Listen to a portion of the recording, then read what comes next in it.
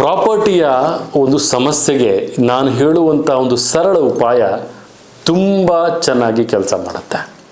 ವಿಶೇಷವಾಗಿ ಒಂದು property sale ಮಾಡೋಕ್ಕಾಗ್ತಾ ಇಲ್ವಾ, ಅಥವಾ ಒಂದು ಪ್ರಾಪರ್ಟಿ ಕನ್ಸ್ಟ್ರಕ್ಷನ್ ಮಾಡ್ತಾ ಇರ್ತೀರಿ, ಬಿಲ್ಡರ್ಸ್ಗಳು ವಿಶೇಷವಾಗಿ ಕನ್ಸ್ಟ್ರಕ್ಷನನ್ನು ತಾವು ಮಾಡ್ತಾ ಇರ್ತೀರಿ, ಮಧ್ಯದಲ್ಲಿ ಅದು ನಿಂತು ಹೋಗ್ತಾ ಇರುತ್ತಾ, ಮತ್ತು ವಿಶೇಷವಾಗಿ ಏನೇ ಒಂದು ಪ್ರಾಪರ್ಟಿ ವಿಚಾರದಲ್ಲಿ ಒಂದು ಜಮೀನು ಸೇಲ್ ಆಗ್ತಾ ಇಲ್ಲ, ಒಂದು ಪ್ರಾಪರ್ಟಿ ಏನಾದರೂ ಒಂದು ಸಮಸ್ಯೆ ಅಡೆತಡೆ ಬರ್ತಾ ಇದೆ, ಬಿಲ್ಡರ್ಸ್ಗಳು ಯಾವುದಾದ್ರು ಒಂದು ಪ್ರಾಪರ್ಟಿ ಬಗ್ಗೆ ಮಾತಾಡ್ತಾ ಇರ್ತೀರಿ, ಅಲ್ಲಿ ಸ್ವಲ್ಪ ಸಮಸ್ಯೆಗಳು ಕಂಡು ಬರ್ತಾ ಇದೆ, ಅಥವಾ ದಲ್ಲಾಳಿಗಳಾಗಿರ್ಬೋದು ಒಂದು ಪ್ರಾಪರ್ಟಿ ಬಗ್ಗೆ ಮಾತುಕತೆ ನಡೀತಾ ಇರುತ್ತೆ, ಬಟ್ ಅದು ಅರ್ಧಕ್ಕೆ ನಿಂತು ಹೋಗ್ತಾ ಇರುತ್ತೆ.